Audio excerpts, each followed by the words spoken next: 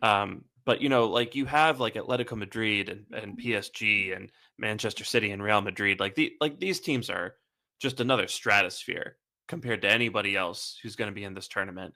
And you know, so it just kind of like on multiple levels, I think it also produces more imbalance in the game where you have these teams that are already really rich. A couple of them have basically endless budgets for all Mm, intents and purposes, and they're going to stroll to the championship to ultimately being the winners of the tournament, and they're going to receive a package that's a little over 100 million for doing that. They don't need that money, and it's just going to give them a bigger advantage over other teams in Europe that are trying to compete with them. And then on the flip side of that, you know, you have teams like Auckland who have won their league the last 3 years. You have mhm. teams like Ehli that dominate in Egypt, that dominate in Africa.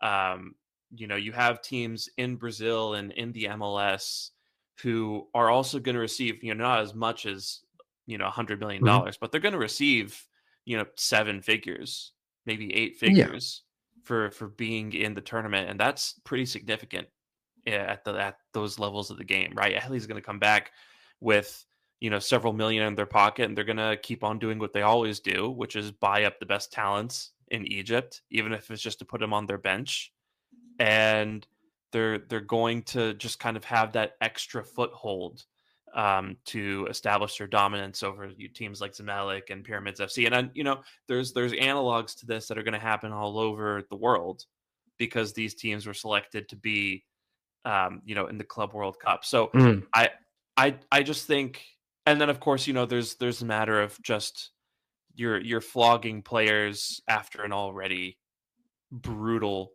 I mean, it's 3 straight years of football at this point, if we're being quite honest.